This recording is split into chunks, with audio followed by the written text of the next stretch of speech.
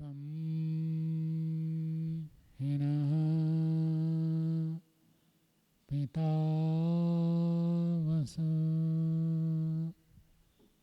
त्वं माता शतक्रतो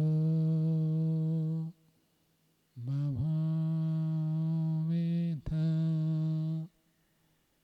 अधाते सुम्नमीमहे।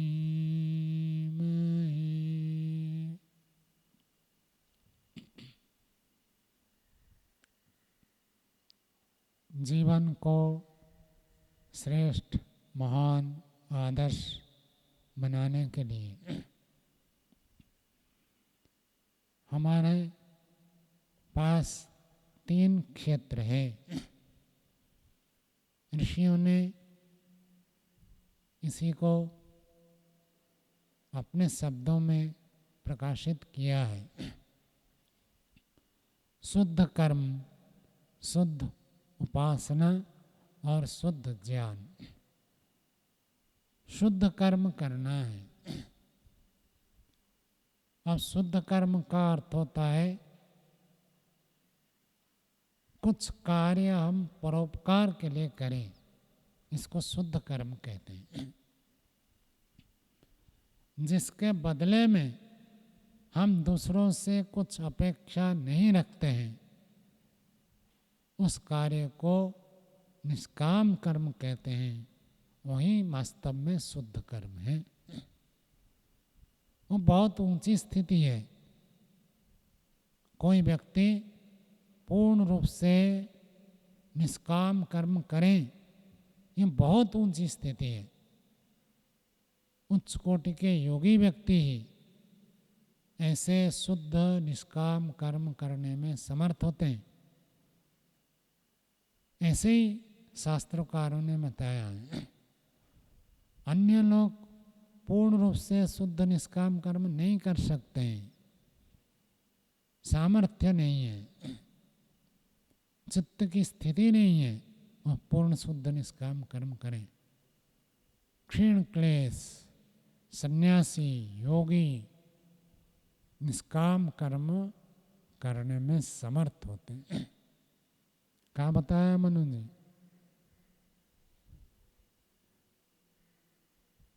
कर्मा शुक्ला कृष्ण योगिनस्त्रिविधमितरेषाम्।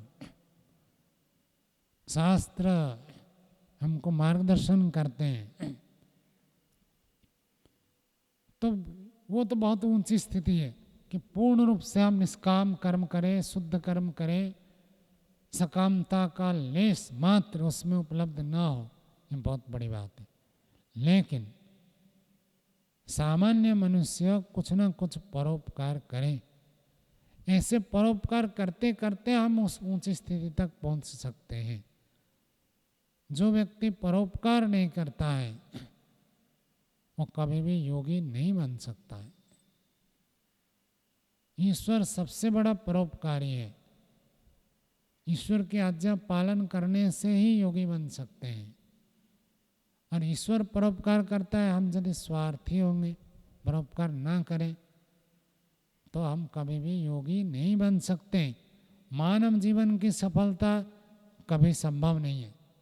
जो व्यक्ति थोड़ा भी परोपकार नहीं करता है, जो व्यक्ति अन्यों के लिए कुछ समय, कुछ शक्ति, कुछ धन, कुछ विचार नहीं करता है, वो कभी भी जीवन में महान, आदर्श, श्रेष्ठ, अनुकरणीय नहीं हो सकता। अब छोटे बच्चे हैं, विद्यार्थी है, इनका मुख्य कार्य है कि अपने स्वाध्याय करना, पढ़ना, विद्या की वृद्धि, बल की वृद्धि, ज्ञान विज्ञान की वृद्धि, अपनी उन्नति मुख्य है। लेकिन कुछ अंश में हमको करना चाहिए और भावना सदा सर्वदा रखनी चाहिए। शरीर के स्तर पर समय का अभाव है, स्थिति नहीं है, लेकिन भावना से तो हमारे अंदर सदा तत्परता होनी चाहिए कि मैं परोपकार करूं। हर व्यक्ति के पास हर दिन कुछ ना कुछ परोपकार करने का अवसर आता ही है, व्यक्ति उसको अनदेखा कर देता है अथवा उल्टा विचार करके छोड़ देता है। जैसे एक मोटी बात बताता हूँ, कई बार ऐसे होता है आसन आदि उठाए और किसी ब्रह्मचारी की पुस्तक छूट गई है, आप लेकर उनको दे दिए, छोटी सी बात है लेकिन इससे हमारी भावना बनती है, मैं दूसरों का हित करूं, परोपकार करूं। ये भावना जिसके अंदर नहीं है वो महान नहीं हो सकता।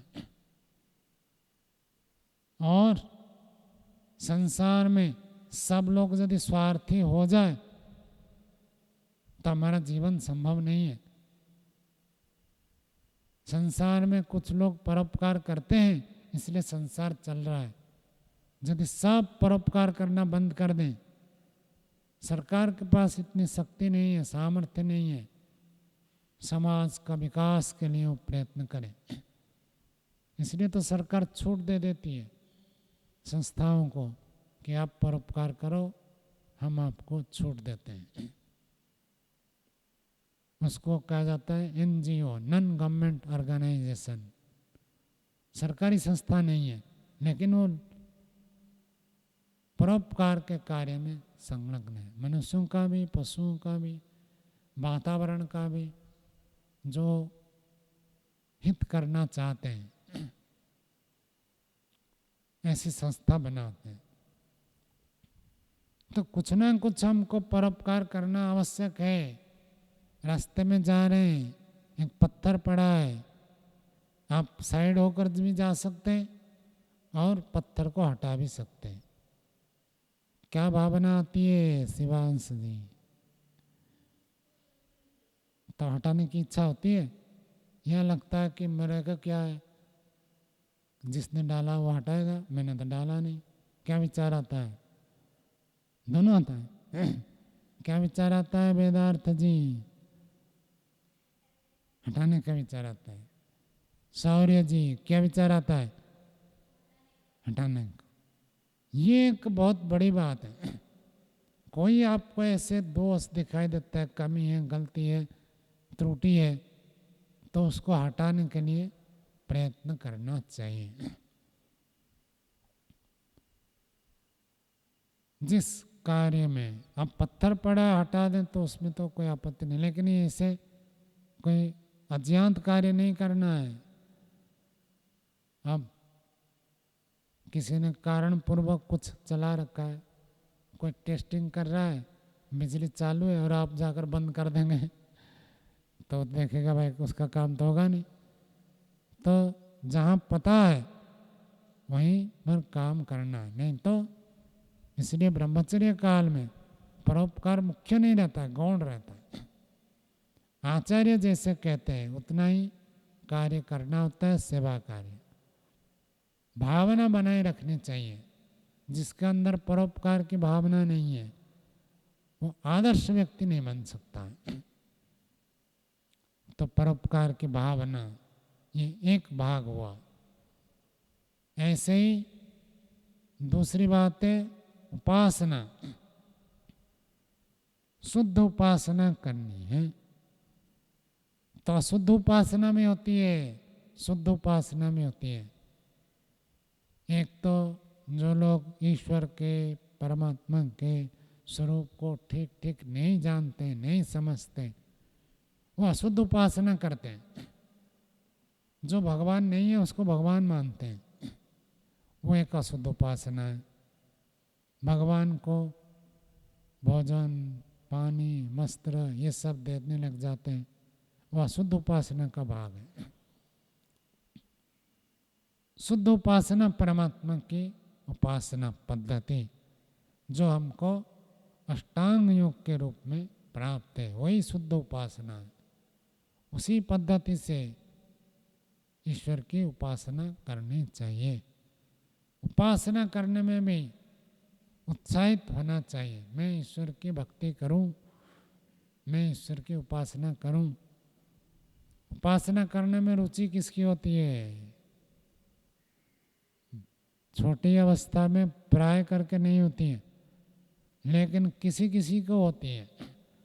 और सोचेंगे, विचार करेंगे तो स्थिति प्राप्त हो सकती है। भले आप उपासना में एकाग्रता नहीं कर पाते, कोई बात नहीं, लेकिन इच्छा हो, ये भी बड़ी बात है। उपासना में मन को एकाग्र कर देना, परमात्मा में डूब जाना, ये तो बहुत ऊंची स्थिति है, जैसे योगी लोग करते हैं।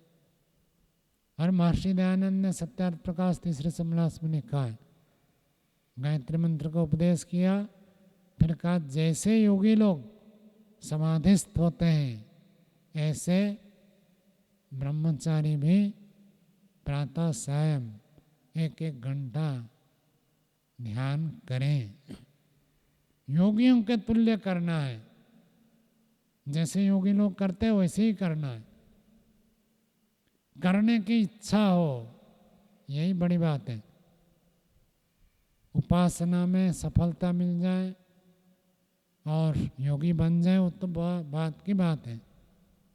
मैं उपासना करूं, ऐसी इच्छा हो। जैसे रविवार के दिन आप लोग खेल कूद करते हैं और टीवी देखते हैं, तो टीवी देखते हैं, उसमें कितनी रुचि होती है, उत्साह होता है। ऐसे उपासना के लिए भी रुचि बनानी है।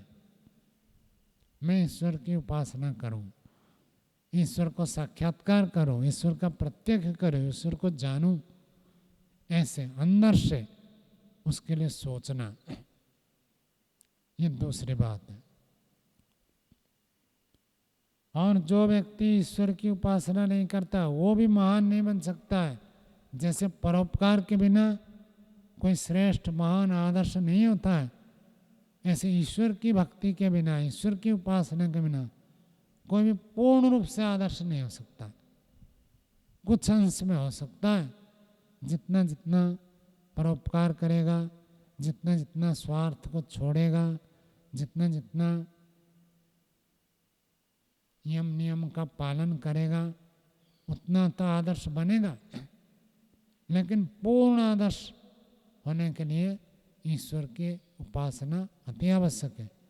बिना ईश्वर की उपासना के हम पूर्ण रूप से आदर्श नहीं हो सकते।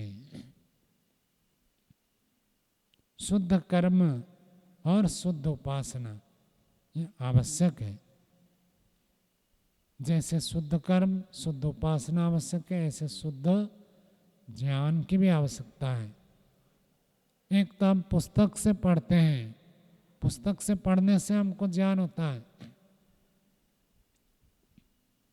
और जैसे पुस्तक से पढ़ने से ज्ञान होता है, ऐसे ही जब हम कर्म करते हैं, उपासना करते हैं, तो हमारा अनुभव बढ़ता है। पुस्तक से पढ़कर जो ज्ञान होता है उसको शाब्दिक ज्ञान कहते हैं, और उसको जब आप करके देखेंगे, प्रयोग करके देखेंगे, तो उसमें जो अनुभव होगा, प्रत्यक्ष होगा, वो तत्व ज्ञान है। शब्द ज्ञान से जीवन नहीं बदलता है, तत्व ज्ञान से जीवन बदलता है। केवल हम पुस्तक को पढ़ें और आचरण न करें तो कोई विशेष लाभ नहीं होगा। सत्यार्थ प्रकाश तीसरे समलास में ब्रह्मचारियों के लिए विधान है। महर्षि ने जगह जगह लिखा है, आचारः परम धर्म। आचार को परम धर्म कहा गया। वेद आदि शास्त्रों को हम पढ़ते हैं, लेकिन यदि अच्छा आचरण नहीं करते तो विशेष लाभ प्राप्त नहीं कर सकते। इतने सारे बातें हम सुनते हैं धर्म के बारे में। धर्म के 10 लक्षण हैं, धर्म के 4 विधा, श्रुति, स्मृति, सदाचार, आत्मा के प्रिय, ये सब धर्म के लक्षण हैं। लेकिन यदि उनको पढ़कर हम छोड़ देते हैं और तदनुकूल आचरण नहीं करते हैं तो कोई लाभ नहीं होगा। यही बात मनुस्मृति में भी बताई, विप्रदुष्टस्य त्याग तप यज्ञ सब व्यर्थ हो जाता है। जो व्यक्ति दुष्ट आचरण करता है, गलत आचरण करता है, उल्टे काम करता है, वो कितना भी वेद पढ़े, कितना भी तपस्या करे, कितना भी त्याग करे, कितना भी यज्ञ करे, वो फलप्रद नहीं होते। तो दुष्ट आचरण को छोड़ना है, ये अति आवश्यक है। आचरण को इतना महत्व दिया गया है।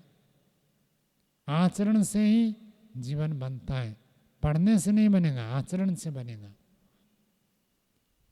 यह अलग बात है कि जितना जितना हम शास्त्रों को पढ़ते हैं उसका विज्ञान हमको समझ में आता है। जैसे जैसे आप शास्त्रों को पढ़ते जाएंगे तो धीरे धीरे आपकी रुचि होगी, मैं ऐसे करूं ऐसे करूं। इसलिए हम अभी कर नहीं पाते, कोई बात नहीं, शास्त्रों को पढ़ते हैं तो शास्त्र हमको बार बार प्रेरित करते हैं। वही बात है आपको योग दर्शन में मिलेगा, वही बात सांख्य में मिलेगा, वही वैशेषिक में, न्याय में, मीमांसा में, वेदांत में वही बातें आपको मिलेंगी। सब हमारे जीवन को शुद्ध करने के लिए, उत्तम बनाने के लिए सब शास्त्र में प्रेरणा मिलती है। उस आचरण को शुद्ध करने के लिए ज्ञान आवश्यक है। बिना ज्ञान के आचरण बदलता ही नहीं है। जितना जितना हम ज्ञान को शुद्ध करेंगे उतना उतना हमारा आचरण बदल जाता है। और आचरण करेंगे तो फिर आपको उससे तत्वज्ञान की प्राप्ति होगी। जो अभी हम पुस्तक पढ़कर शाब्दिक ज्ञान प्राप्त करते हैं, तदनुकूल आचरण कर जाएं तो तत्वज्ञान की प्राप्ति हो जाएगी। और तत्वज्ञान से मुक्ति हो जाती है, सब दुख छूट जाते हैं। जब तक तत्वज्ञान नहीं होता है तब तक दुख नहीं छूटते। तो शास्त्रों को आप देखेंगे तो हमको उस विषय में अलग अलग विषय में ज्ञान प्रदान करते हैं और कैसे हमको व्यवहार करना है वो व्यवहार सिखाते हैं। और जब हम वैसे कर्म करते हैं तो हमको एक विशेष ज्ञान प्राप्त होता है। वही ज्ञान तत्व ज्ञान कहलाता है। पढ़ने से जो हुआ तत्व ज्ञान नहीं है, पढ़ने से शाब्दिक ज्ञान होगा। आचरण करेंगे तो आपको अनुभव होगा। जैसे क्रोध नहीं करना है, झूठ नहीं बोलना है, ये सब बातें उसी के अंतर्गत आता है। पढ़ना फिर उसके अनुसार आचरण करना। आचरण करेंगे तो जो शास्त्र में लिखा है क्रोध ना करने से क्या लाभ है वो आपको वहाँ अनुभव में आएंगे। ऐसे ही शुद्ध कर्म, शुद्ध उपासना और शुद्ध ज्ञान से जीवन सफल हो जाता है। और यदि जीवन में शुद्ध कर्म नहीं है, अशुद्ध कर्म रहेगा। शुद्ध उपासना नहीं है, ईश्वर की उपासना नहीं करते, भगवान की भक्ति नहीं करते, तो विषयों की भक्ति करेंगे, विषयों की उपासना करेंगे। अच्छे कार्यों की उपासना नहीं करेंगे तो बुरे कार्य की उपासना करेंगे। खाली रह नहीं सकते। उपासना का अर्थ उसमें लगना, उसमें रुचि होना, उसमें जुड़ना। तो शुद्ध उपासना नहीं करेंगे तो अशुद्ध होगा, अशुद्ध होगा तो जीवन में सफलता नहीं मिलेगी। ऐसे शुद्ध ज्ञान हो तो जीवन सफल हो जाता है, अशुद्ध ज्ञान हो तो जीवन विफल हो जाता है।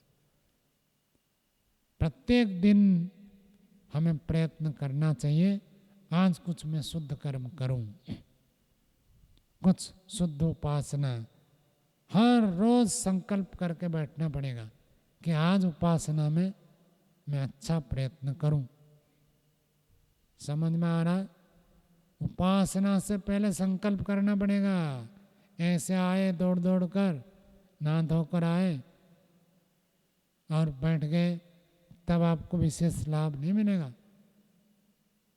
नहाते समय सोचो अब नहाने के बाद उपासना करूँगा, और उपासना में विशेष एकाग्र करूँगा, ईश्वर से बातें करूँगा, ईश्वर से संबंध जोड़ूंगा।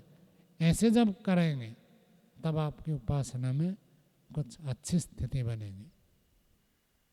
ऐसे ही ज्ञान, कोई भी शास्त्र पढ़ते हैं, आध्यात्मिक पुस्तक, मंत्र, श्लोक, आचरण करते हैं, तो उसके साथ जोड़ो, इससे मुझे क्या ज्ञान मिला, सूक्ष्मता से देखेंगे तो धीरे धीरे ज्ञान बढ़ता जाएगा। निरंतर रोज प्रयत्न करना है, कुछ शुद्ध कर्म करो, कुछ परोपकार कर दो, रोज प्रयत्न करना है। आज उपासना अच्छी करूं, अच्छी उपासना हो मेरी, रोज प्रयत्न करना है, आज कुछ नया ज्ञान प्राप्त करूं, विशेष ज्ञान मन में धारण करो, स्थापन करो। ऐसे रोज रोज करते हैं तो पूंजी हमारी बढ़ती जाती है और जीवन श्रेष्ठ होता है, मनुष्य जीवन सफल हो जाता है। इतना कहकर वाणी को विराम देते हैं। ओम।